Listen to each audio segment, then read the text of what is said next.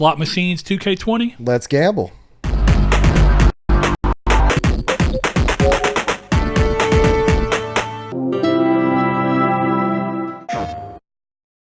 Hello and welcome to Triangle Squared, a PlayStation podcast. I'm your host, Brett Beck, and alongside me, as always, Mr. Saul Bridges, bringing you guys lucky episode 127. Literally double checking myself as I said that. Look, you did it. It's all that mattered. All right, let's see. Here we are, Communities Take. So make sure I got all that stuff pulled up. But go ahead, Saul. I was going to say, for those that don't know, we're Triangle Squared, a PlayStation podcast where you can find us every Monday at 10 a.m. PST, noon Central Time on YouTube and across all podcast services. If you have found a podcast service you like and we're not on it, let us know. We'll try to fix that. And, of course, here we talk about lots of things PlayStation, mainly general gaming, but we fall in the favor of PlayStation more than anything else. And if you want to catch our lovely mugs here, be sure to check out the links below where you can come to our Discord, hang out with us, and have some general casual chats, or you can find our Twitter where you can come over there and interact with us. Unfortunately, not with Reader Mail as of right now, because if you did miss out on Reader Mail number 17, that's on hiatus for a while. It will come back eventually, just we don't know when. I'm still kind of thinking of things with the schedule, and there's a couple of gears in motion right now, so it may be a while, but we will start episode 18 back with a bang. We're not going to start again, or we're just pick up right where we left off and have fun with it. So there's that, just in case you guys didn't know. And you don't watch Reader Mail. Now you know why we nuked the Reader Mail Discord mentions and the stuff on Twitter as well. But it will be back. It'll just be a while. And I think that's really it. You know, podcast services, YouTube, Twitter, Discord, you know. As for podcast services, I'm going to throw out Podbean there again, just because I think they are pretty cool. And you know what? Are we trying to get a sponsorship? Our side of the deal was that they'll cross promote us if we promote them, and I have no problem promoting them because the more I dig into it, I've actually started listening to a few podcasts on there. Podbean said that? Podbean. Well, Podbean has a program where if you mention them, you can submit it and they'll cross promote. Cool. So everybody wins. You guys get to see more people get in our show, and we get to see more people get in our show, and everybody wins. There you go. You also get actually, I'm not going to lie, not to sound like a shill. Podbean, the fact that you can comment on things. Oh, I like that. First podcast service I've ever seen do that. That's really cool. Yeah, and I'm not going to say it's the only one because it's probably not. The first one It's the first one I've seen as well. First one I've seen. Yeah, not the first one. Brett, what have you been playing? Well, let's see. The majority of this week has been Control. So I talked about that last week and that it was coming. And, you know, this is the first time that Remedy Entertainment has had a game on PlayStation since, if I'm not mistaken, Max Payne 2 on PlayStation 2. Wow. Yeah, because they moved over, and then Alan Wake was an Xbox exclusive. What was their other one that you actually played? Quantum Break. So... Never played that. Actually, I liked Quantum Break a lot. It was one of those. It was the first time, I think, realistically, and the only time that a game tried pulling the idea of doing live action episodes that tied into the game, but they chose to do it in a much better way than that Defiance game did. That was by Sci-Fi, where there would be it was kind of like an MMO game where you get to play the game, and then there was a TV series that came on Sci-Fi that you'd have to tune into. Instead, they opted to do the thing where you could either stream the episodes, and it would happen in between each section of the game, and it would kind of go through and expound a little bit more, or you could download them to your system and watch them in real time. And now you could do that on... I think the PC version, you could only stream them, which was really annoying and actually made the experience kind of odd. But they may have later made it to where you can download them. I don't know, but I knew for a fact on Xbox you could download the videos. I want a company to do that with a massive budget. For both. Theirs was pretty good. And I mean, they had great actors on, you know, and they did a good job across the board. It had old Amelia Deckhart now, unless you didn't change her name. But, you know, Brian Amelia Deckhart's Blair wife. Originally. Yeah. And then anyway, Amelia she was in Deckhart. it. And, of course, Sean, Ashmore or whatever, the guy who played in X-Men. Iceman and X-Men. Yeah. He played in and then Animorphs. Yeah. And then it had the Peter dude. What's his name? Peter Dinklage? Not Peter Dinklage, I'm sorry. His name in real life may be Peter, but he was in Game of Thrones. I never watched it, but... You're talking about the guy who played Peter Baelish? He was in Dark Knight as well? Something like that. Or Dark Knight Rises? Probably. I don't know. Yeah, I know who you're talking about. Dang. You're looking for Peter Baelish. Littlefinger. That's Peter Baelish, yeah. Okay, yeah. Man, he's a fantastic actor, too. Yeah, his name is Peter Baelish, yeah. You got it. No, that's the... Oh, sorry, you're right, yeah. It's... You're about to say, that's an odd name. Aidan Gillen. Aidan Gillen, yeah. There we go. Sounds like Watch Dogs' main character's name. He's What? a fantastic actor, though. And Yeah. of course, he's become a meme in like 10 years ago when Dark Knight Rises came out. Sure. He's the one that says, talking to Bane about pulling the mask off. Okay, yeah, okay. It's been so long since I've watched that movie. But no, that game was pretty interesting for that take because it had a good cast. It actually did do a pretty high budget version of the things. And since, because they decided to do motion capture, you were able to have that great thing where the actors are the same. So there's no visual disconnect from when you go into the game from when you're watching the live action. They look the same. Yeah. They've taken some of that forward with them, and they've always been known for weird stories, and Control definitely leans into that very heavily. It's a very stylish game, one of the most stylish games I've played in a long time. It feels really good to play. The powers are very interesting. You get them over time. It's got a really creepy, interesting, slow-moving story that's kind of, I'm not going to say hard to follow as much as it's intentionally odd to kind of keep pulling you along this line of what is actually going on. Is it a thriller game? In some senses, Okay. it's there. Now, the thing that I find most interesting about it is that, I'll go back to one thing real quick. The thing that Quantum Break kind of brought forward to them, and we also saw this happen in Hellblade, was the idea of being able to mix together live action shot video footage over a game to make it easier to set up certain scenes. So there's a doctor in the game that you don't get to see in terms of in the game in flesh in the game, but instead you see him I think you eventually do, but in terms of leading up, you see him in videos, but the videos are all live action that you see him in, and you see pictures of at some point you'll see like real people in the pictures of certain characters that are also in the game, and you'll see situations where like, I don't want to say too much, but essentially the old director will show up and he'll be projected over the in-game thing while you're moving, but it's obviously real time. Very similar to like the beginning of Hellblade where I can't remember the character's name off the top of my head, but the character that goes with you and helps you through the whole puzzle where you have I can't believe I can't remember his name off the top of my head. It's killing me. But anyway, we saw it happen in other games. They brought that forward, and I can kind of see I don't know what other game that's been in. Besides Hellblade and then Quantum Break, but Quantum Break didn't do that as much as they just did a game and then live action things. And then Hellblade was the first time I saw them kind of merged, where they chose to do live action things overlaid video wise. Yeah, I don't think I've ever seen that in a game. Yeah, me either. Well, okay. Besides FMV games, which are not really FMV games I don't anymore. really consider that. But yeah, that's what is that called now? It's a name. I don't know. For those, because Erica, that new game that came out from PlayStation's like that as well. Probably interactive movie or something like that, because they're not used to. They were called FMV games because they were FMVs, But there's a new take on those. Well, no, that says FMV there. I heard somebody refer to it as something else, and I was like, oh, that actually makes sense. But now I can't think of what it was called. Well, it's kind of like music, right? Genres get really weird, so you just kind of got to stick with what you know, and you may end up being off from what the person who created it considers it. But if it's close enough that you could tell somebody that, and they'd be able to go, "Oh, okay, I kind of understand it," it's worth it.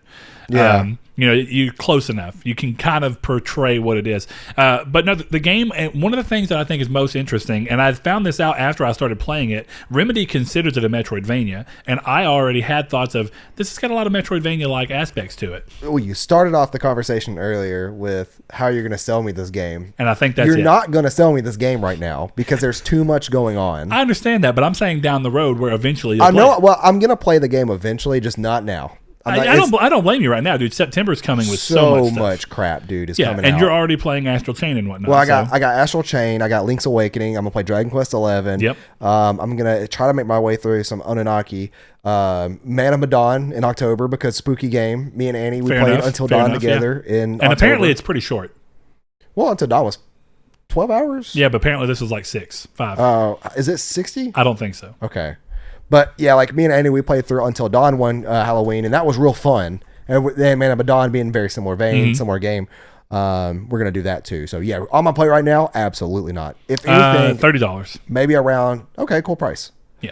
If anything, it'll be around Christmas. Then I play this game. Fair, yeah. But I do think you'll like it. The one aspect that I spoke with one of our patrons earlier and friends, Derek Porter. he messages me and goes, how's Control? And I'm really enjoying it. I think it's really fun. The combat feels like the closest thing I can say across the whole game, even from a stylized standpoint, is it reminds me of some of the things from Infamous Second Son. Like from how fun the gameplay is and how the powers feel, to also the way that, like, one of the greatest things about Infamous Second Son was their sense of style. The hyper... It's not actually realistic. It's kind of like realistic, but also leans into the colors and the blast and the neon lights and everything. And that's what they kind of do here. They lean into a lot of these things of like really stylized gray motifs, but then have like shiny red lights that come up and flash up, and kind of ties into a visual aspect that the game carries forward. I really enjoy it, but I really like the idea of a game in that structure with a full 3D game, also still being a game where it's like, we're going to carry forward these Metroidvania ideas in a setting that you don't normally see them in. Of later on, you're going to be going through an area and see somewhere that you can't quite get until later on when you get a certain power or key code or something that lets you go into this area, and now you can do it. Or something small like there's some mold on the ground and you've got to go and figure out how to get something that keeps the mold from hurting you when you go through in a certain area. I like that idea a lot. It adds a layer of replayability and exploration that a lot of games lack, and I feel like that's important. Well, this whole game essentially takes place inside of one building. Now, it's not weird. It sounds weird to say that on paper, but because of the events that are happening in the game, the building's being crazily distorted, so it's not humdrum. And what I like about that is like the aspect of wanting me to go back through and kind of adventure is really interesting when you're in a building that's as weird as this, because it gives you a real feel of like, I'm missing something now, but instead of this being a game where I'm running through just one building that could have been humdrum, but thankfully it's not, now it's like, well, just playing through it linearly is not going to be a problem. There's side missions and extra things you can do that are really cool. And I don't want to say too much about the premise, because I actually do think it's pretty compelling once you get started. Well, you said it was a Metroidvania, which tells me that there's going to be some backtracking to unlock things you couldn't get to previously, right? Yeah. I love that style of gameplay. Now, here's what I really like about one thing. For the most part, the game understands how to... The game I constantly use as a reference point to what it could have been, that even though I love the game, if it would have been the same style of design, but then as open as it is in terms of side quests and stuff, think about Dead Space. Okay. If you opened up Dead Space and gave it a lot of freedom in terms of side missions and things that you could do, instead of just focusing on the main story,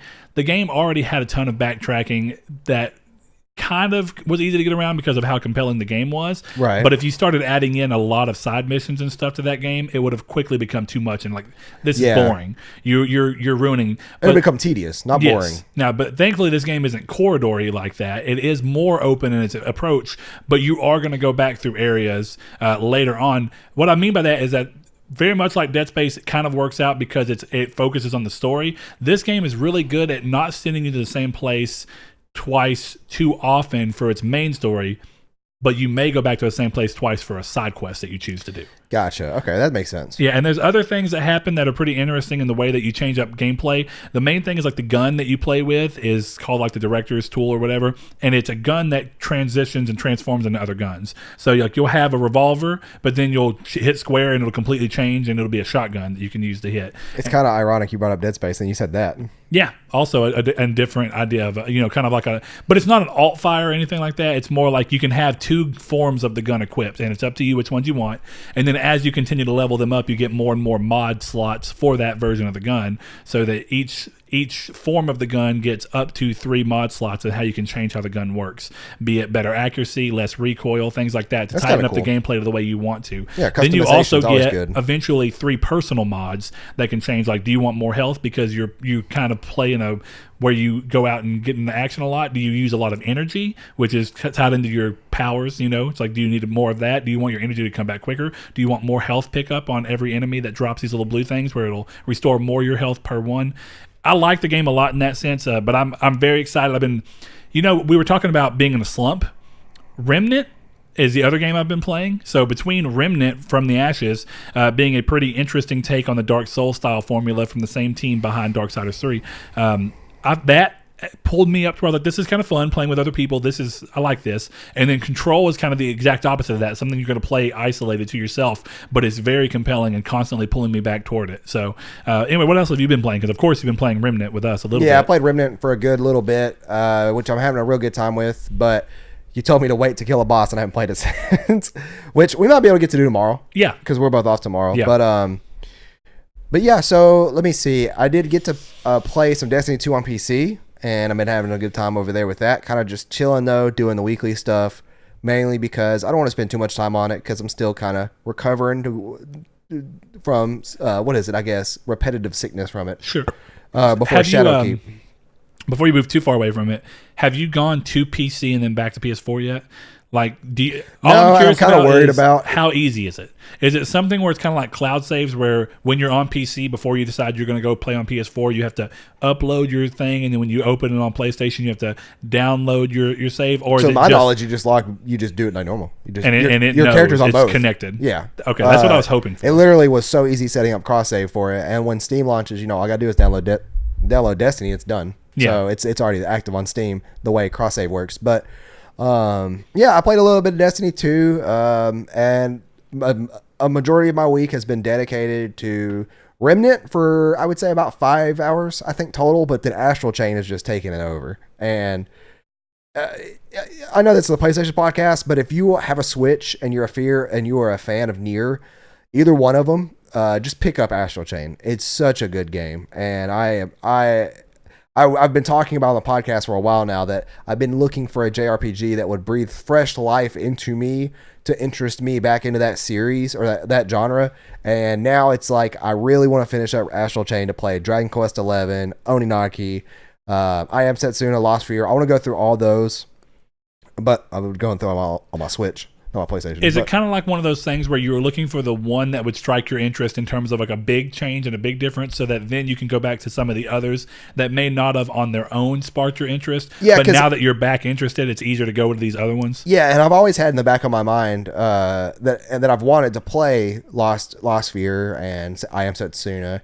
And when Oninaki came out, I'm like, I'm going to get that game, just not at launch. And I said the same thing with Dragon Quest XI. And then when they announced Dragon Quest XI for the Switch, and now that there's you can download an 11-hour demo for it. So you can actually play the demo for a while. That's longer than some games, but longer than Man of Medan, which is crazy.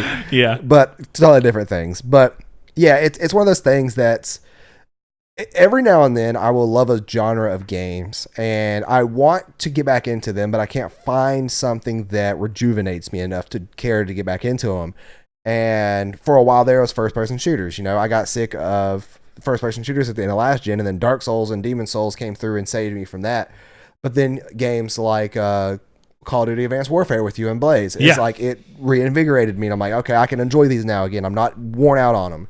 And games, even though it's technically an MMO, I still consider Final Fantasy 14 a JRPG. But games like that and Persona 4 through my PS Vita, actually, throughout the time I owned my Vita, the amount of stuff I played on it kind of wore me out on indie titles and JRPGs just from how much I played, because that system was so perfect for it. Mm-hmm. But now it's kind of like, well, I now have the Switch Lite coming out that I'm going to pick up too, and it's just like, this is now my JRPG indie machine, and I'm now excited. I was always excited for the Switch Lite, but now it's like I'm really excited because I'm really excited to play JRPGs and indie games again, whereas I was worn out on them. So that happened with Astral genres Chain. that lend themselves well to handhelds, to what the Switch essentially really and is. It's kind of like now I'm worn out on Metroidvanias, but I know that the second that I thought I would be, and then playing this, I think it's because it's 3D. It's 3D, yeah. That's it really changes because coming off of, and I love Bloodstained, I actually really enjoyed it, but I've been playing a lot of Metroidvanias lately. I was worried about it myself. And if that ever gets fixed on Switch, I'll pick that up too. But enough Switch Nintendo talk. Let's head on into our community's take. Yeah. We ask you guys a question regarding our topic of each last episode, and we go over a couple that what are you laughing at? You're cutting me off. I'm not trying to cut you off. It's just, I was going to say that stuck out to us, but I was trying to be dramatic about it, but then you laughed. At first I was going to say something else, but then I realized, no, I probably shouldn't say that. But yeah, some replies that stuck out to us, and we'll go over them and talk about them. But so of course, every time we ask these, we urge all of the community members who want to give their 2 cents in to find one of our social media aspects, be it Twitter, be it the Facebook group, be it joining our Discord and going into the community's take channel. What we do is, thought I had to sneeze. What we do is ask you guys a question about a topic pertaining to our last episode. Thanks for reiterating what I just reiterated that you already iterated. I know. Sorry. Anyway, So the community's take question for this week was in regard, of course, to our last episode, which was about Insomniac games being purchased by PlayStation. And one of the things that's been happening a lot since that purchase happened is, of course, what are they going to do next outside of the very obvious Spider-Man sequel? And then also the chance that we've heard from Colin Moriarty and different things that Ratchet and Clank is not done on the PS4. Now, what does that mean? Does that mean that it's actually coming from Insomniac? I would imagine it very well would be. There's no, as long as Insomniac still wants to make it, there's no reason to not let them. Right. But of course, some people move on, just like how, Sucker Punch did not want to make Sly 4, and that's why Sly 4 was handled by a different developer, to some people's chagrin. But anyway, what we asked was, would you like to see Sony bring the Sunset Overdrive series to the PS4 with either the first entry or a new entry in the series, or would you rather see them take on a new IP in conjunction with the obvious Spider-Man sequel? And it was pretty mixed across the board. One of our friends that was actually helping us play the Remnant game the other day, Mr. Stefan, and one of our patrons as well, he says new IP that is a spiritual successor to their action platformers, which is interesting because their two action platformers, of course, prior to all this, is Ratchet and Clank and Spyro the Dragon. Now, that's a type of game that seems to, of course, Ratchet and Clank came out on PS4 and did very well, right? But that's a game style that tends to do mostly well and has almost always been evergreen on Nintendo systems. I don't know how much Sony would be willing to do a new IP of a mascot platformer, essentially. New IP is unlikely. Now, I could see them doing a new Sly because you already have you're over the hurdle of it's a series that at least somebody knows and there's some kind of a base that's ready to buy it day one. I miss my dumb raccoon. Well, but I'm not going to say impossible, too, right? Because we got Knack, and then we got Knack 2. That's not Sly. Now, again, it's not, but it is a new IP of essentially what is the same thing as a mascot platformer. That's not Sly, though. Then you can go to the fact that for VR, which I think Sony's taking way more different steps with. Which is crazy. We got Astrobot Rescue Mission. Never predicted him to be any kind of mascot, and he turned out to be one. And that game is one of the highest rated games for VR and one of the greatest selling games for VR as well. Isn't it one of the highest rated PS4 games, period? I think so. It's like in the top 20. It's really high for a game that I don't think anybody intended from. That's a game that essentially evolved from the free game that came on PlayStation. I should say exclusives, obviously. Well, yeah, of course, but that's really interesting that you lean on that. So again, there's nothing. I guess there is a precedent that they'll try some new IP throughout the thing and see how it sticks and goes. So hopefully, Stefan, I want to see what kind of game you'd be thinking. Do you want something that's real? All Insomniac games since Ratchet and Clank have always had their idea of strange. If they have gunplay in them, they have strange weapons. We saw that in Resistance. We saw that in Ratchet and Clank. We saw that in that Fuse game they put out for EA that was less than spectacular. We even saw that with Sunset Overdrive. So do you want to see something like that, or do you want to go way back and go more towards the non-gunplay combat, but more like Sly or something that's a little maybe a more melee based or something like that? Let me know what you think. Let's see. One of the ones that was in favor of the Sunset Overdrive coming over was Vanksic. There we go, 5% blessed. Over on Twitter, he says, I like Sunset Overdrive. I was upset that it was Xbox exclusive. Hope they do another one. So it sounds like whether it comes to PlayStation 4 in the original or in a sequel, he's happy and excited for that. Josh Ayer said the same thing and said that is his favorite exclusive for Xbox. I think it's one of the most standout in terms of an idea. And it would have been a really it would have been a standout exclusive on PlayStation too, because it's just an odd subject matter. Well, it's a standout exclusive on Xbox. Yeah, exactly. Because it's so different. It's so different than what PlayStation is doing in this realm now, even. And it's definitely different than what Microsoft was doing. If anything, I was thinking earlier, Microsoft has done an incredible job this generation, whether some of them have stuck or not, in at least trying to do some different things with their exclusives. For a console that was known as the shooter console in the Xbox 360 era, where pretty much all of the exclusives of any kind of notoriety, or really all the exclusives at all, besides Fable, were shooter games.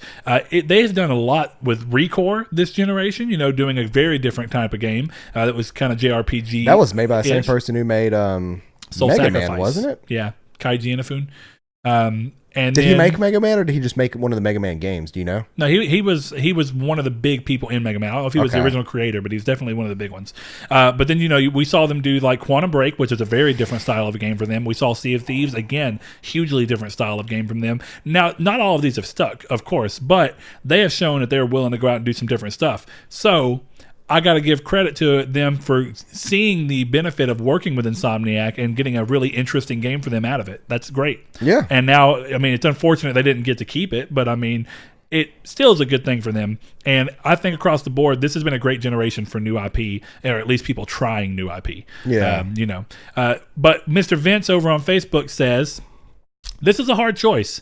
It is. If it's one or the other, I honestly don't know. Depends on how they do the DLC, because the Spider-Man DLC was disappointing for the price that is. Now, Vince, I didn't even play the Spider-Man DLC because Spider-Man, for me, I really enjoyed it, and I do think it was a great game and a great starting point for a series that can go on to do a lot. But I think because of the fact that Batman had already set this tone of what things can do, I expected a little bit more from it, and I don't know what it is that I felt like it was missing. I think a lot of it just came down to weird pacing. As me and Saul said, that was one of the biggest things that held us up from just being like loving it. Is it felt like the game was kicking itself from being in my favor. It's in my favor, but it was kicking itself from being on the top of the pedestal instead of being like one or two steps down the ladder. Because it could have easily been one of the greatest exclusives for PlayStation for me. Like, if I'm going to list you three exclusives, that won't be in it. But it could have been. I agree with that. Even though I know there are people that are diehard against it. And I'm not saying that it's different for everyone, but I can't see it. That's just it for me. And also, howdy, Vince. Yeah, howdy. Howdy. But, that's the thing for me, too, is regardless of the price, I got it with a collector's edition. I ended up just giving it away. I didn't really want to play more at the time. Speaking of which, on Spider-Man and the collector's edition, did you hear about the Game of the Year edition? Yes. What about it? It does not come with a disc. It comes with a voucher. Well, that's dumb. Yep. Okay. No disc included in the. But you can buy it physically? Yes. I hate that. It's like whenever you go to GameStop and you see the Fortnite there and it's like no disc, digital voucher included. Then why would I buy this case? It's like Spyro. It's like the game on this is on PS4 and on Switch, but it's super stupid on Switch. Activision can't optimize games apparently. The game's 6 gigabytes with an 8 gigabyte download. There's bigger cartridges than that. The cart sizes are 16 gigabytes, can fit that game perfectly. Why do I have to download that much? Why use memory for that? Yeah, that could be in a cart. You have the cart. Just add it to the cart. The same game. It's that times 10 for a Blu-ray. Except the thing is that Switch has interchangeable memory and PlayStation kind of halfway does. Yeah. It's easy peasy, but it's. It's essentially the same thing, but not micro SD card easy. But micro, yeah. That's super. Anybody could do that. But in the sense of, anybody could technically trade out that too. I did. Well, not even that. Anybody can literally just go buy an external and plug it in. That too, yeah. That's at that point just a USB plug-in. But anyways, forest from trees. Well, I liked one of them on Discord that they throw one out. That'll be our last one. Sure. Not Sean. Sean did have a good one about Sunset coming to Overdrive, so I thought that was permanent to the last time we talked about it. He says, Atlas Unchained, another patron of ours and a good buddy, especially in Discord, he says, I think for sure they're going to do Spider-Man, obviously, as well as Ratchet and Clank for the PS5. For the reason I don't think they'll spend resources making a new IP after those games. So seeing Sunset Overdrive... Until after those games. Yep. So seeing Sunset Overdrive is probably pretty likely. I just want more Ratchet and Clank, though. I feel you, man. It's the same thing, but I want more Jak and Daxter. Give it to me. The Ratchet and Clank I guess thing, technically that's Naughty Dog. It's that era of games. I don't know why. Sly and Jak and Daxter just mix me up all. Like the 3 original mascots. Well, the 3 PS2 mascots, rather, because... I thought you were going to correct me on that because you could have corrected me. Or PS2. I said PS3, didn't I? Well, no, I'm talking about the number. 5. What are the Ratchet, Clank, Jak, Daxter. Oh, yeah. Sly. But then I guess you got to list all Sly's friends. Then it's Murray and Bentley and... Murray doesn't count. Hey. Stupid turtle. Hold up. Murray is, first of all, the hippo. Oh, yeah, Murray is the hippo. Same thing. Goes to show how much of a Sly fan you are. Slow like you are. It's since PS2. Bentley is, first of all, Bentley is crippled. He's also a car. He's in a wheelchair that's very fast. It's been since PS2. So excuse me that you've played them. Yeah, excuse me that nobody's brought the remastered collection that came out on PS3 and Vita to PS4 yet. It's on Vita at least. Actually, did you see that someone actually shared a picture of the PS4? It said Sly Collection PS4. I don't believe it, but it could happen. I'm not saying it's impossible. You're talking about the one that was like, it wasn't box art, but it was like it was art. No, like it was a picture of what it'd be inside the PS4 case, but it was one of those off-camera side. I think you're talking about the same images. one I am. I think, but yeah, like where it's one of those ones where it'd be very easy to fake and then be like, "Oh, this was real," but it was an off picture that I was trying to hide. Yeah, the one I'm thinking about even had like a drop shadow on it, but yeah, it's Sly on PS5. That's not what I meant to type. I meant to type PS4. But yeah, I'm actually curious to see if the Sly TV series does pretty good, and if they try and do a remaster to see. But it's all about gauging interest, and that what gets very odd about that. So, but I do agree. $20 for the set, and you're good to go. You talking about that? No. It was the Sly Collection. It wasn't Sly 5. It was the Sly Collection for PS4. But it was a offshoot. I think mine was like of a computer screen, and that's what they took at least a picture of. Who knows? There's been a lot of stuff going around. There were Sly 5 rumors years ago for a while. That's probably been good lord. PS3. It's been 5 years ago that there were Sly 5 rumors coming out. PS4. But yeah, no, I agree, Atlas. You know, the big thing about that is like Ratchet and Clank hit, and it's so weird to see a game come out like that and do so surprisingly better than anybody thought, including Sony, and then for them to not follow up on it. It's ballsy, and I actually appreciate that because it shows that they're not going to just sit there and go, "Hey, listen, Insomniac, doesn't matter what you want to do. We want you to make this exclusive, Ratchet and Clank, so we can capitalize on that again." But also, Sony did have the opportunity to bring Spider-Man through Insomniac, so I'm sure that they looked at those and weighed them and said, "Well, if you're wanting to do Spider-Man and that's how it's going on, let it go." And they got a great, successful game out of it, of course, best-selling superhero game ever. So you know what? Who are we to say anything? I appreciate it across the board. But with that said, I think it's time for us to drop off from the community's sake and drop to the hop into the news, even though it's not the... You got to drop to the hop to the news. Yeah. So as we always say, if you want to keep up with news across more than just PlayStation, but everybody, go head over to our partner site that we're partnered with, which is finalweapon.net. Go over there and check out some news from some great writers and some good friends. And you know what? If you like what it is, then share the articles and of course help that little group of hardworking people grow.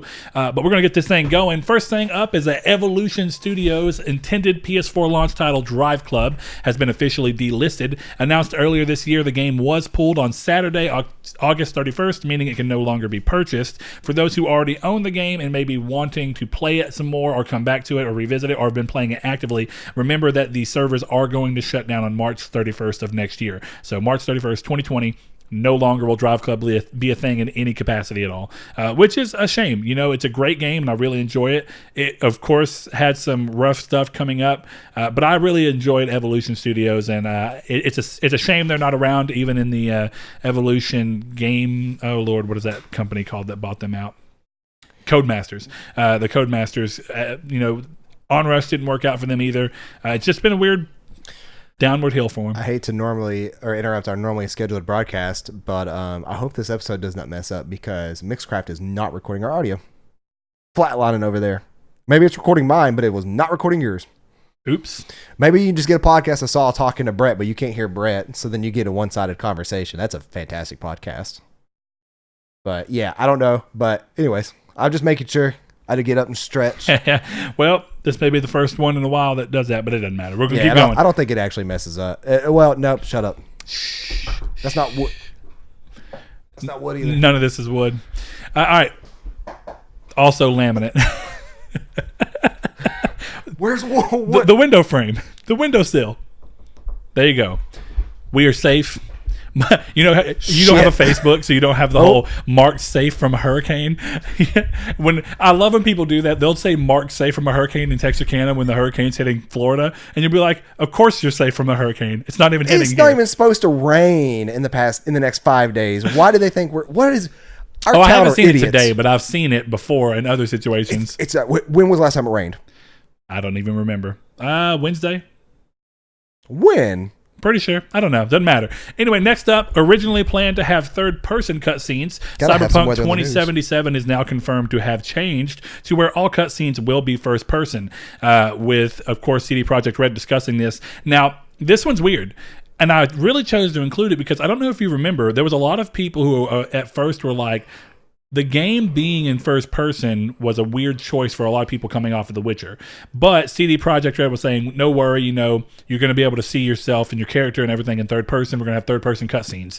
And now that they're changing that, it does beg the question, and it's the same question I had to ask of Far Cry 5 and then, of course, Far Cry New Dawn, which is, why spend time and energy in a character customization thing if you're not going to be able to see your character?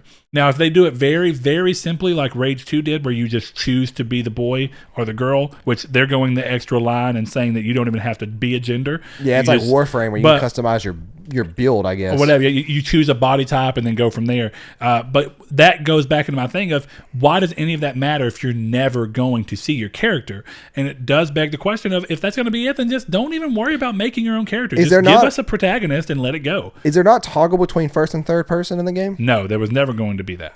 See, but what was going to happen was an entire first-person game in terms of gameplay, and the moment a cutscene happened, it'd pull out. But that's no longer the case. I'm trying to think. Which is also a weird thing to be hearing about in September when the game comes out in March. In 8 months. So. Well, yeah, and did you watch the new gameplay trailer? No, I didn't. But I did. I saw that there was one I hadn't got a chance to watch. It got a lot of backlash because it doesn't. Due to compression of the stream is what I'm going to hope and guess. It does not look great. Like graphically. Sure. Which, I mean, don't be wrong. That's one thing. Yeah, graphically versus... Ultimately, I want the game to be good. Yes. But I think people were riding the Witcher high of how good that game looked graphically. And sure. Here we have this game, which some people are even saying doesn't look as good as Witcher 3. Now... Which seems unlikely. There's compression, and then there's all kinds of things that goes into stream quality. Sure. So until we actually see the game... But there's a meme going around about Keanu. It's like... This is the Keanu from the PlayStation 2 Matrix. What is this? Oh, Lord. Okay, yeah. I might have to look this stuff up. Either way, interesting thing to see, and I wonder if they're going to change back and how much work that's going to be, and if a delay comes because of it. If they get backlash from this, who knows what's going to happen? Yeah. Okay. It's kind of scary, isn't it? Just... The what was cool about the gameplay for those that not the gameplay, the trailer. Yeah, the gameplay trailer. For those that didn't watch it, it doesn't really talk much about the story or anything like that, except about two gangs. I'm not going to say anything here about the specifics, but it shows you two play styles, which is like a beat 'em up and then a stealthy one. So okay, yeah, that makes something sense. We knew that was going to be in the game. So I would, if I was you, I would watch it. It does lead off with a spoiler warning, though, saying it does show an area and a character later in the game. I'm going to assume they're talking about Keanu, but I don't really know because I actually have a couple of... At that point, they did it on an E3 stage, so what does that matter? Everyone knows he's going to be in the game. If they were wanting to save that for everybody to find out just 12 and a half hours into Cyberpunk going, holy crap, it's Keanu Reeves. They've already kind of ruined that for themselves. But anyway, we're going to keep on moving along here. Speaking of Control, the game I am playing and loving so much, it released this week with some performance issues across all consoles. Just depends on which one you have as to what you're going to have and how badly. But developer Remedy Entertainment has outlined plans for tweaking optimization in a performance patch that they intend to get out as soon as possible. Other plans for future patches include a photo mode, which is, of course, very common these days. Motion blur toggle, which is something that Saul will really love whenever he does get around to playing it. Thank God. But still no plans for HDR, which we talked about last episode. They said maybe it could happen post-launch, but right now they're choosing to use their resources that they do have elsewhere. And you know what? I got to say, from where I'm at in this game right now and the way that it plays and stuff, we were talking about what developers would we like to see Sony actually actively go after potentially purchasing. Yeah. I actually think Remedy's a great fit. It would be. The more I'm playing there's rumors that they have or that they're going to here soon. They visited and all sorts of stuff, and they have a good, they have a good relationship with some of the other Sony studio heads and stuff. Yeah. But, I mean... Everybody was congratulating them, too, on the release, which you don't typically see. Well, I mean... We're in an age not where that many studios. I really appreciate we're in an age where people can kind of do that on Twitter. It's like Corey was like, especially on Twitter. Corey Balrog, was the one who I said his name wrong. I think Corey Balrog is his name. I said Balrog, and I do that. Hold on. What's his name? Corey Barlog. Wow. I thought it was Balrog. Yeah, this entire time. That's a creature from the Tolkien universe. You can and you can probably find me saying Balrog. Probably. But anyway, it was a sucks. Twitter post where it said, tell a story in 3 words, and he said, Control is awesome in all caps. Of course, he's being nice. He probably actually does enjoy it. I think the game is very interesting, and someone who's creative like him probably really appreciates that weird Is that a $60 game? Yes, it is. Okay. But I think I think it's deserved. How long is it? Roughly 16 to 20 hours. Okay. I'm just trying to think of when I've already been playing it for probably 12 hours, and I don't think I'm towards the end because I've been doing a ton of exploration. So yeah, I'm trying to figure out a time. No. I was gonna say if I beat Astral Chain apparently is on like 15 to 20 hours. That's a little interesting. But then you get it's meant for multiple playthroughs because New Game Plus unlocks a lot of things. Sure. But I think it's 17 hours is what the person on Reddit said. But that's fine. Action games don't need to be crazy. No, but they can be. I think Nier's Link was perfectly fine. I think it was. Playing the entirety of Nier Automata was like 30 something hours. But I was trying to think if I might have enough time if I beat Astral Chain to play because I'm not buying any more Switch games. I'm not buying any more PlayStation games until I wouldn't buy any game until you beat at least 2 of the ones you have.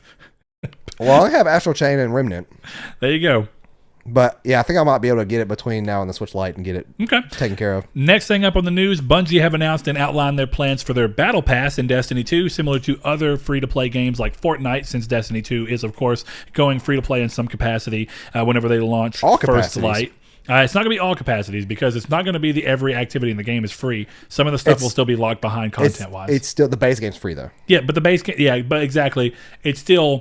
It's a very different game than something like Fortnite or Warframe, where the entirety of the content in the games are all free. There is going to be content that's locked behind a paywall in this. I guess so.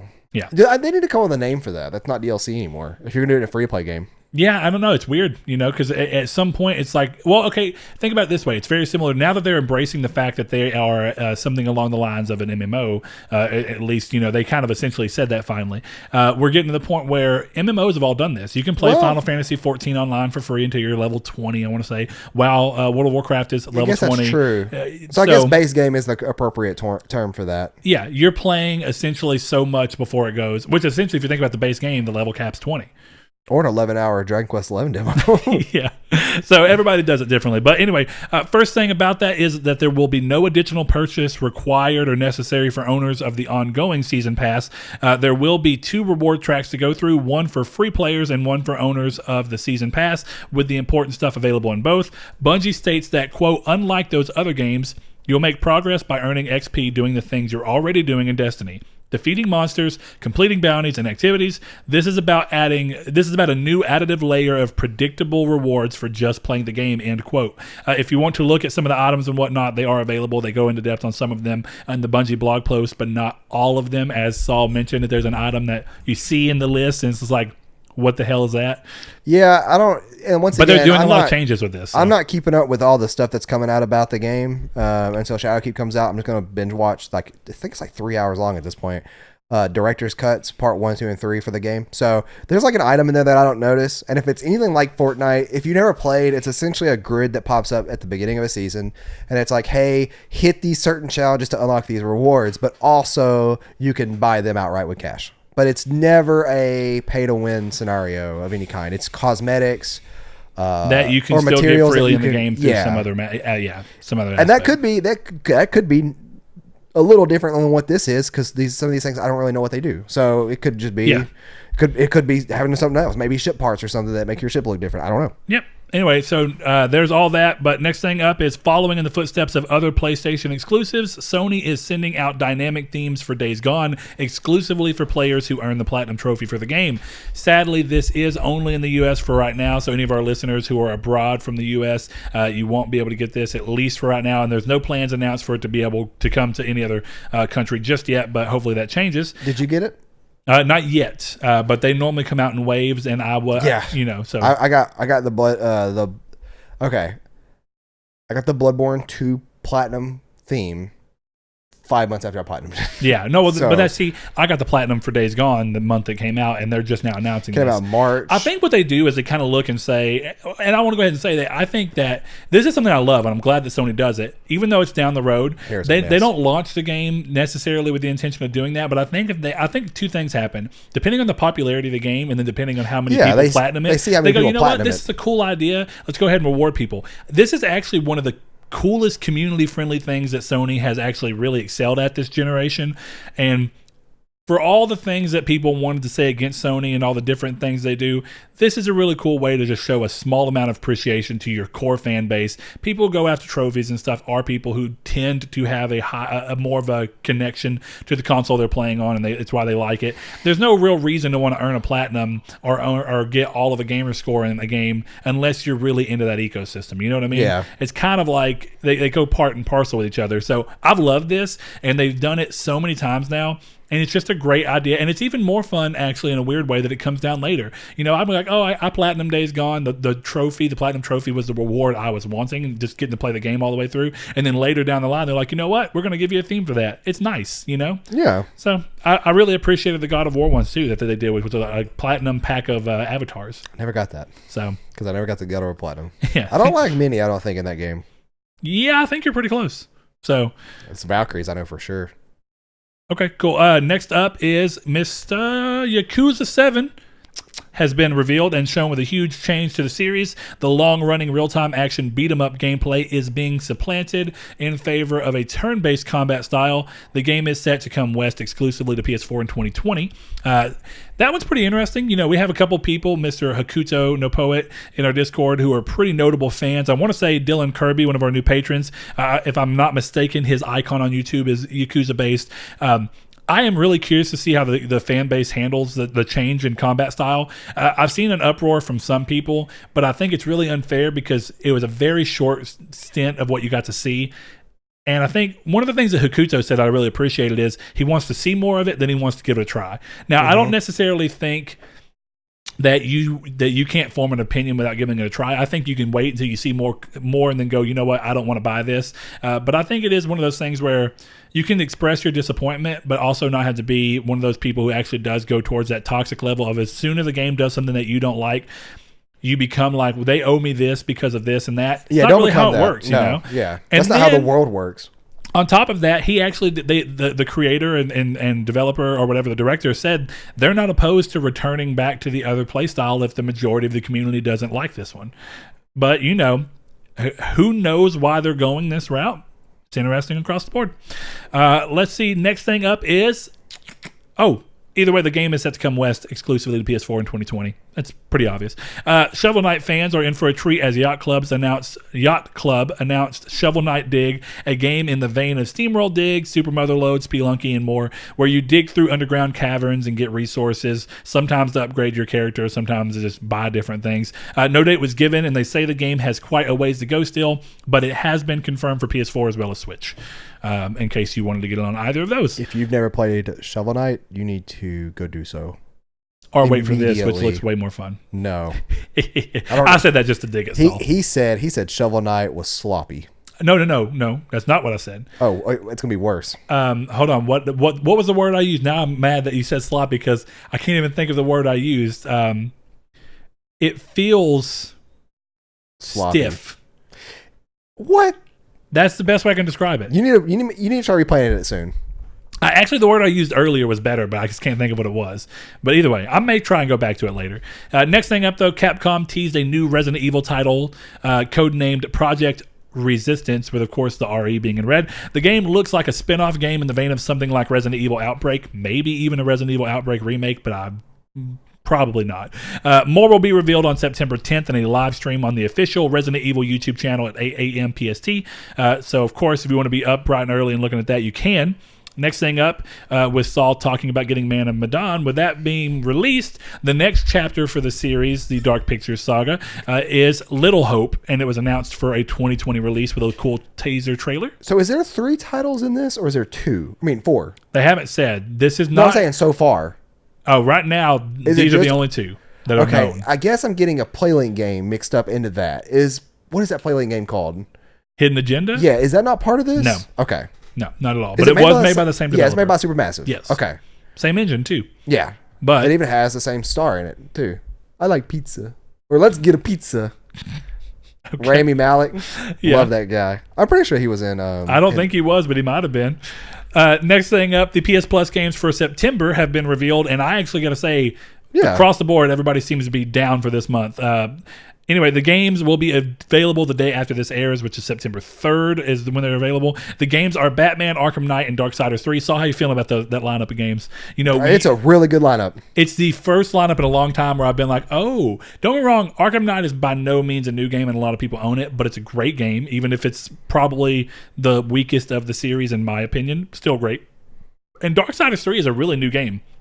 It's not even quite a year old. And thanks to PS Plus, I have all the Darksiders games. See, I thought about that too. I was like, I already bought them all, but I own them all. Not a fan of the first one. Even if I don't care. And if the first one's like the second one, I'm probably not going to be a fan of the second one. No, the second one's way different. And 3 is way different than both of them. Okay, cool. That's essentially where it comes down to. I'm going to have to watch a lore video. One is like old God of War, PS2 style God of War, and Zelda kind of fused together. 2 is kind of like... Yeah, but it plays... and this is no slight to it, just to me for not playing it then. It feels like a product of the era. Too much. I could see that. It feels just like a PS2 game. And War is clunky. He's a big main character, whereas Death is is like nimble and agile. Did I play a Spawn game on PS2? Because I think there's a Spawn game that I played that actually reminds me of it now. But yeah, like I do want to go through 2 because 2 I hear is the most Zelda-like of them all. I disagree with that. I think that's what Seth always told me. I don't think Seth even played 2. Maybe one is the most Zelda-like. Maybe he was talking about 1, but I thought he did play 1 and beat it. I thought he was talking. Okay, then that might have been it. Yeah, Spawn Armageddon. I would guarantee that yeah. Anyway, it's a perfectly fine thing. I mean, the first game is good, but the second game is way better to me. Personally, so I'll probably look up a lore video on the first one and then. And it's way different. Again, there's it's got a little bit more Prince of Persia like elements to it, and then Diablo like gear to it. Speaking my lingo, where there's things where you'll run and you'll jump off and get on a pillar and have to turn around. It's way more platformy. It's also got hub worlds that you go into. So you go into a hub world and it's a very big area that you can go through and ride your horse around on. That's cool. So it does have some kind of like the Ocarina of Time elements in there. What's your horse's name? Well, I can't remember right now. It's Death's because the horse is everybody's horse is different. All the horsemen have their own horse. Isn't it Pestilence? Because you're playing as Death, right? Yeah, I think it's Pestilence. I think it is. I might be wrong there. It's been a while. God of Death's horse name, I guess. Hold on. Here we are. Ruin is his name. I wonder where I got Pestilence from then. I wonder what horse that is. Or is that... Wait. No. Furies is... hold on. Okay, we'll do a sidetrack here. Rampage is hers in Darksiders. Okay, I don't know where I got Pestilence from. I mean, Pestilence is normally, when they look at it, it's like it's one of the 4 horsemen in a weird sense, to an extent. Was that name ever featured in a Darksiders game before? No, because Darksiders put Fury in instead of what it normally is, Which is Pestilence, right? I think it is, yeah. I think it's War, Death, Strife, and Pestilence. Is that right? Famine. Yeah. So I think Darksiders changed 2 of them. It's just the same basic idea, but they go off and change some of the stuff. I do not like this next part of news. Oh, yeah, let's go ahead. The Lion King and Aladdin games from the SNES and Genesis era are being remastered and brought to current-gen consoles. These were revealed at the GameStop Managers Conference and leaked through an image shared online. The game are coming this fall if the image is to be believed. That's my favorite part, is that you are at a conference full of managers and someone leaked the image. Yeah, but that happens all the time. GameStop closed down. The Last of Us 2 had new gameplay shown at the GameStop Managers Conference as well. What? Okay, never mind. That's going to be too many of a statement to make. But yeah, like I loved Lion King on the Genesis. Aladdin was a terrible game. But Lion King, everybody says Lion King was really hard. The game. I remember like an old school challenge of it, but I don't remember it being hard. No, it is because of the way you know how a well designed game has a like difficulty curve, floating and stuff. Well, a difficulty curve that builds with you. That game does not have that. You said Shovel Knight was too floaty. No, I didn't. I did not say floaty. So he didn't say slide, but we'll get to it. We'll get down to this case. It was not a word that's immediately derogatory. I know. It's something I don't like in games. Yeah. So it only is bad to me, but other people will be like, oh, that's exactly what I like in a game. You know? Because Lion King was floaty. Lion King is very floaty. And it's hard because of that. Do you not remember... there's a puzzle like the second or third level. Yeah, I'm gonna tell you right now. I remember like with monkeys and the last level. That's all I remember. There's a puzzle in this game. That's all I remember. Where there's monkeys and you have to go and kick this monkey and then go to the other side of the thing and then kick this monkey and then flip around some and then go to another monkey and hit that monkey. Go back to start. All of it's this, and it takes like 15 minutes to get through. And if you mess up, you got to restart it all. Wasn't it like And And I could be remembering that slightly wrong, but it's definitely close to that. Wasn't it like not Tetris, but like where you have to go move a part so another one can move kind of puzzle? I don't recall that, but I never beat the game either. I beat the game, or technically, we rented it from Blockbuster. Me and my cousin beat the game. I think he actually beat the game, but I was there. Sure. It was fun. No, Lion King though. No. I mean Aladdin. Yeah, Aladdin. No. I played Aladdin. Aladdin was fine. I mean, it's not a great game, but it is what it is. I'm not interested in either of these. I think these are games that are but I do think I think they're well remembered. That's that monkey puzzle. I don't remember that at all. And it's horrible. No. But also I actually think that visually the game looks really good. Oh yeah, dude. That's why I'm excited for Dragon Quest 11 to have the 8-bit mode. What was weird about Aladdin, cool. If I remember Aladdin right, didn't they not have they had sprites of things that are not even in the movie? I couldn't tell you, dude. Like we played the same weekend and I hated that game so much. All right, we're going to get through this real quick so we can get moving. Xbox exclusive, timed exclusive rather, Ashen has been confirmed to be coming to PS4 and Switch on December 9th this year. Ashen is a Souls-like game that came out to Xbox One last year, in case you didn't know. Game looks phenomenal. It got rated really highly. I'm glad to see this coming. I really didn't want to have to play it on Xbox, mainly because this is the type of game that is something that is right up my alley to platinum, depending on what the trophy list looks like. Yeah, and I looked at it. Now, I said... now, for you, is this a PS4 game or is this a Switch game? It's a PS4 game. But... you know how I said that Remnant reminded you of gives me a weird Absolver. Yeah, this does too. Yeah, and I got whenever you said it about Remnant, it clicked. But as soon as I saw Ashen, I was like, that was like if you made Absolver into a Souls game, which kind of already did with the weird checkpoint system that game had. That's true. Absolver was a really odd game, but I liked it. It was a really good game, yeah. Yeah, it was really cool. Very different combat style. But anyway, that wraps up the news, and we're going to head into our main topic, which if anybody has, of course, seen, you may not keep up with sports games, but there's been some big hate thrown towards NBA 2K20. Don't forget about GTA 5, too. We can throw that in there.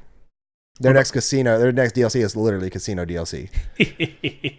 All right. Well, this one is interesting in particular. He's even called GTA 5 Casinos. NBA 2K20 trailer, and I'm reading this. I'm recapping this. Of course, I saw the video myself and saw it, but having something in front of me to recap it all is very nice. So, GameSpot's article, NBA 2K20 trailer gleefully reveals its loot boxes and gambling mechanics. Spin to win is their little tagline.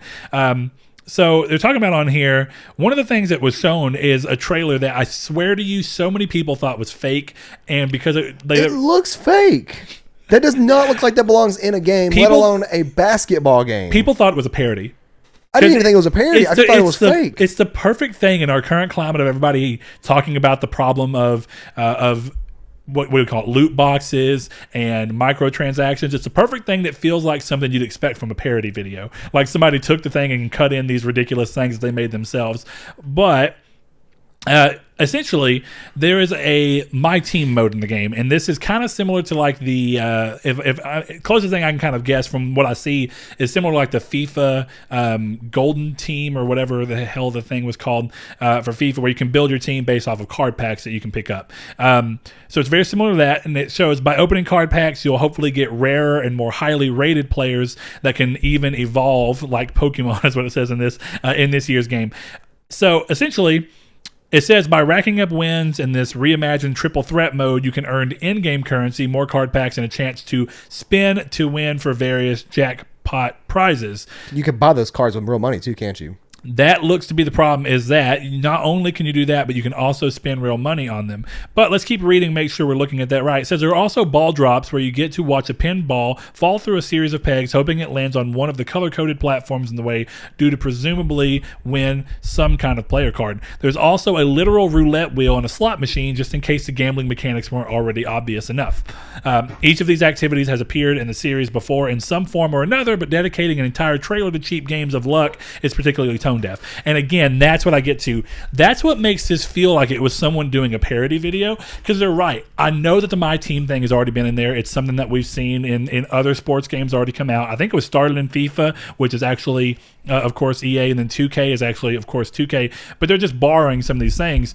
And it's so ridiculous. They're seeing which one can get away with the most first. Well, and think about this. This is coming off of the same thing. If I'm not mistaken, wasn't it NBA 2K19 that we just talked about that went on sale for $3? Yeah, then updated with advertisements. Yeah.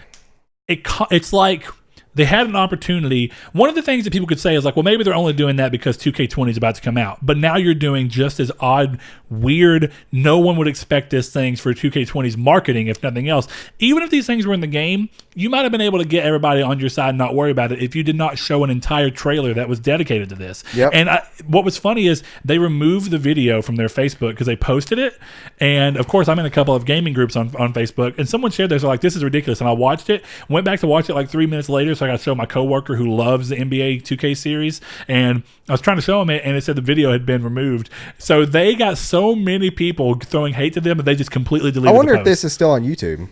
I'm pretty sure it is. NBA 2K20. But it's hard to say because look, the video is unavailable. Video's private. They took it off. Let's see. No, I see a lot of reaction videos though.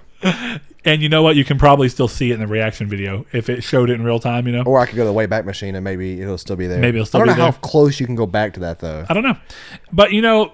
This particularly comes off, you know, we're on a period where we talk about EA, which is constantly either talking about microtransactions and defending them, saying that they're, what do they call them, luck mechanics? I can't, it was something ridiculous. Technically, gambling's luck. Yeah, and it was either way. It was surprise mechanics. Yeah, that's what they said. And you know, it's coming off of that, and people talking about how tone deaf that felt. On top of it, so you have EA doing this, and this is not even EA surprisingly, but you have EA kind of showing two sides of the same coin. On one hand, they're saying that these are surprise mechanics and defending what they've done, and then on the other hand, they're showing games like Anthem and Need for Speed and then Battlefield and saying no microtransactions ever. It's so weird. And then you come over and you see a game series like 2K, which has done very well for themselves, so much so that it literally blew out the NBA Live series that EA actually does do. And now we're seeing them resort to all these weird things to either further make money. It's hard to understand what's going on.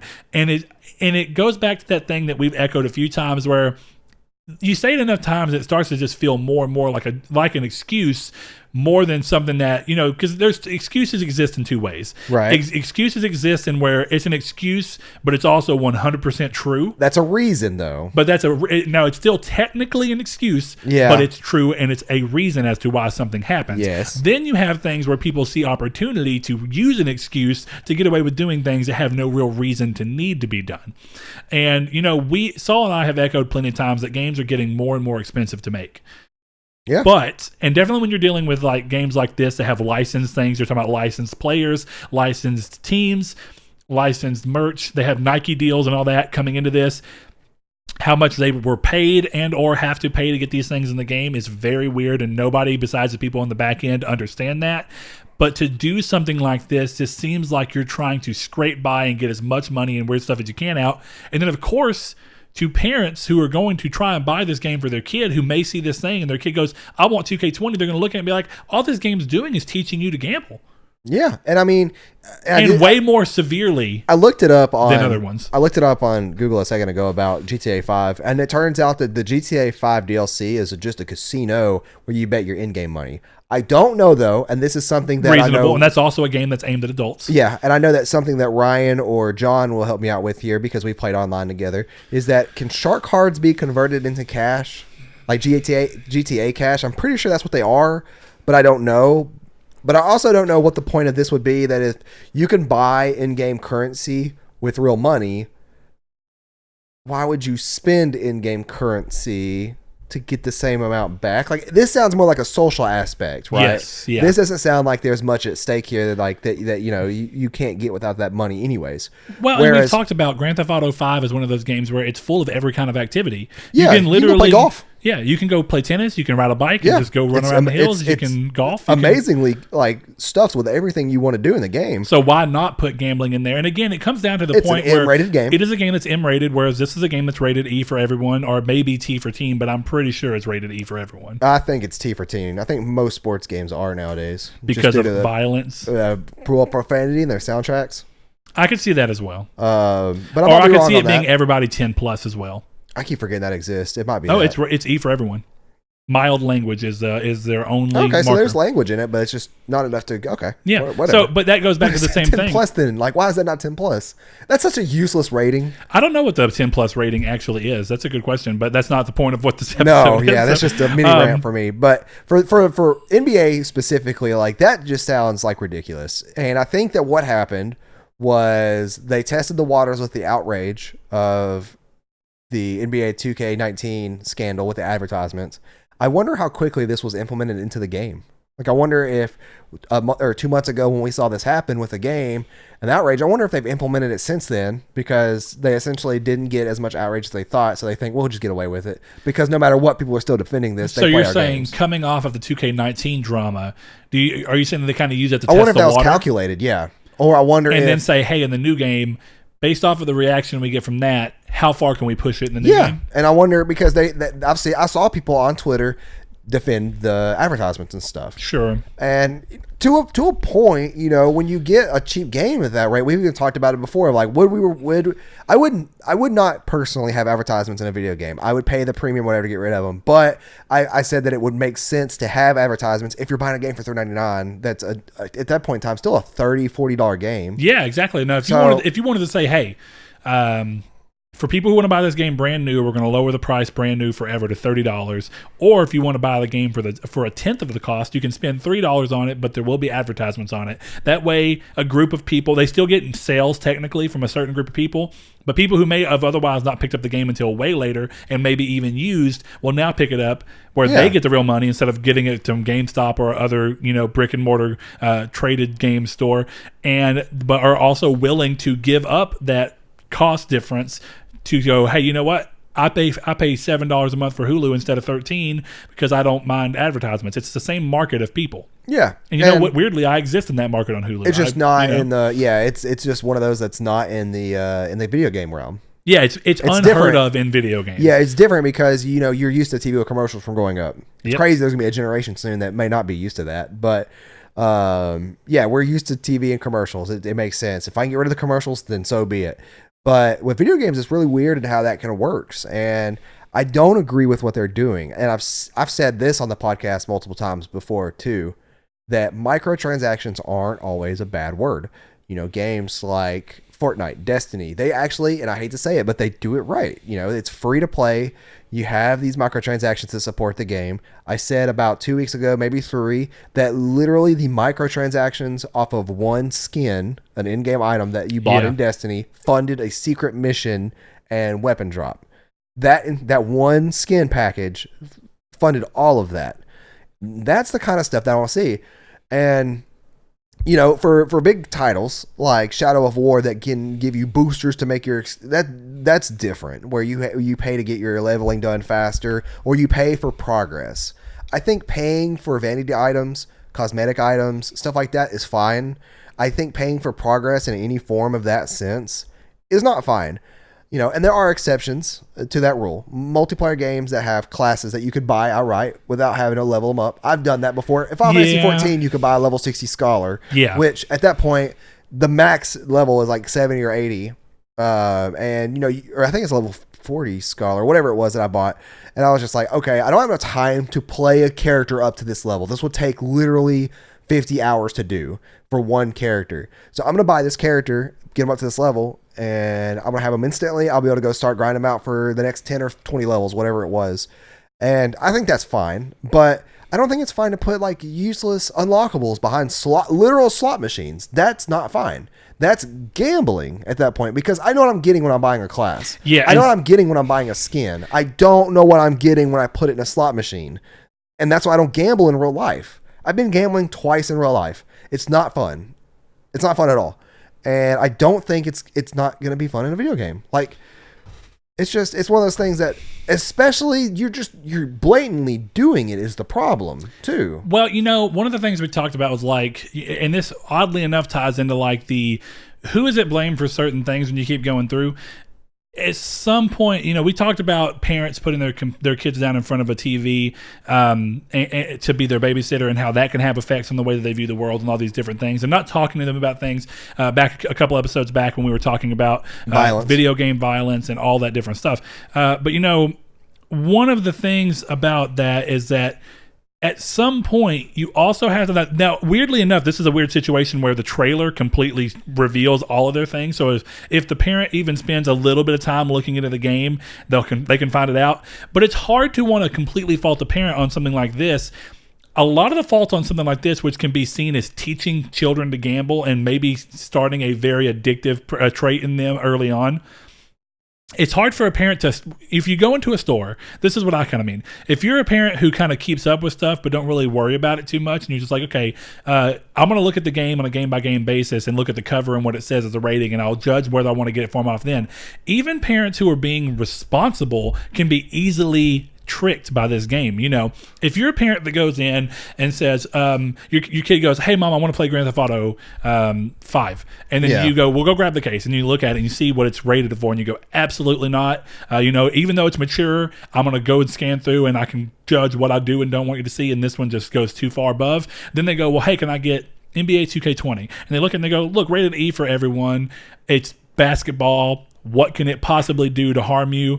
Pick it up, go play it. I'll never even bother watching you play it. They may never even know that their kids are being taught something like this, and that is it's an extreme example. It really is, but it still happens. And I do think it comes down to, at this point, the publisher is the person who they share at least some of the blame, and that is what gets weird about this. Is we were talking about the biggest thing here is the word, particularly tone deaf.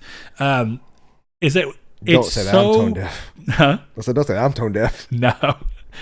Seth, maybe. I think Seth's monotone. He is monotone. That's actually more it. But I am definitely tone deaf. But it's really hard to look in this current gaming sphere. And I know this is a game that's really aimed at casuals. You filthy casual. What are you doing down there? Moving the cord that you apparently knocked out? I did not knock a cord out. No, you're blaming everything on me.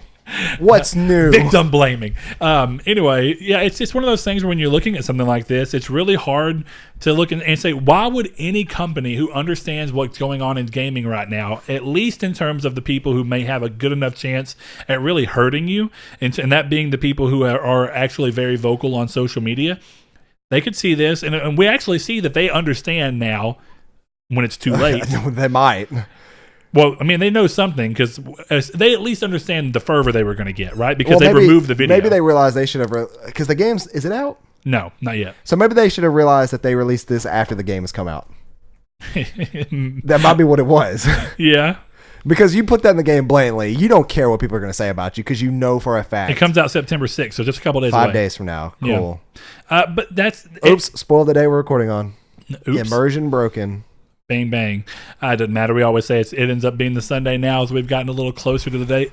But, I guess my kind of closing thing here is that it feels like we're in a point where I wonder if this is almost a battle, right? This feels like a step too far, but is this a point where they're trying to show it's a war, son? But is this publishers trying to push back and not let the narrative about microtransactions being bad? Are they not wanting to cede any ground in the hopes that they can go through and do this thing of, they want to make it to where there's a future where no one double questions microtransactions at all? And you can do that by slowly chipping away. Yeah. But if that is their goal, this is a very bad way to move forward in that. You need to slowly bump your way up into that. You don't need to just come out with a trailer. I almost wonder if the person who did this in marketing was fired. Maybe so. Maybe. After this, they were like, who the hell thought this was a good idea? I really think they might have jumped the gun early. I really think that this might have been a trailer they had. They had 2 trailers or 3 trailers, and they were supposed to make a launch trailer. If I'm being dead honest with you, I would have never put this out as a trailer. I mean, even if I was that's at true. the company, and as I am not agreeing with microtransactions, but being like, hey, the company says we have to have it in the game, I would be the person in marketing going, but that does not mean that we need to show it, because you're immediately... Person in marketing is not an executive who's making this money, though. That is true as well. And even the people in marketing who may have advised against it, the person who's one of the upper head, like, oh, we don't care. This is what we said. It's all we margin. want. It's all profits. Yeah.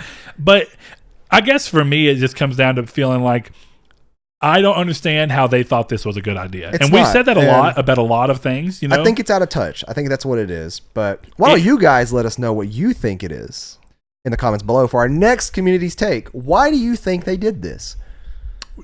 And add on. I'll let you do it. No, it's fine. But I mean, you could say that. Do you think it's a good idea or a bad idea? But more importantly, does something like this affect the way that you see about viewing games? Even if you had no interest in 2K, say that something very similar to this was happening in like Borderlands 3. Is this something that would very much change the way that you view the game? Or do you feel like this is part and parcel of a side thing, which is the MyTeam program, and doesn't mess with the core part of the game enough to where you don't really care? It's also, there, are we horribly mistaken on all of this? Could this stuff just be harmless fun in the game? Maybe. And are we looking at it too close of a lens? You guys let us know. We'll ask the question up. We'll put it up on Wednesday. I did a little bad this week and put it up last night instead. But hey, we got replies. Look at there. We got replies. We got enough like we normally do. And as everybody knows, we can't get to everybody. But thank you, everyone. All right. We'll see you guys next week. Have a good one. Oh. You still there? I was still in there. Y'all have a good one. Thanks to patrons, Dan Barber, Josh Jarrell, Matthew Green. My name is Dan Douglas Below, Sean Santarude, Eric McAllister, Matt Sycamore, Funk Turkey, who was on our episode of Dickish at Best. Go check that out. If you're a patron, it'll be up Monday for anybody who else is not. Shadowist, Steven Salazar, The Stoner, Travis Below, Eduardo Palomino, Stefan Swanlin, Coy Live, Philip LaGuerre, Corey Hickerson, Brian, Donovan Williams, William Digital Spooker, Derek Porter, Josh Ayers, Brandon Edwards, Sean One Neo, Tyler Powers, and Dylan Kirby. If you'd like to support the show, you can go to our Patreon at patreon.com/Nartech. Thank you.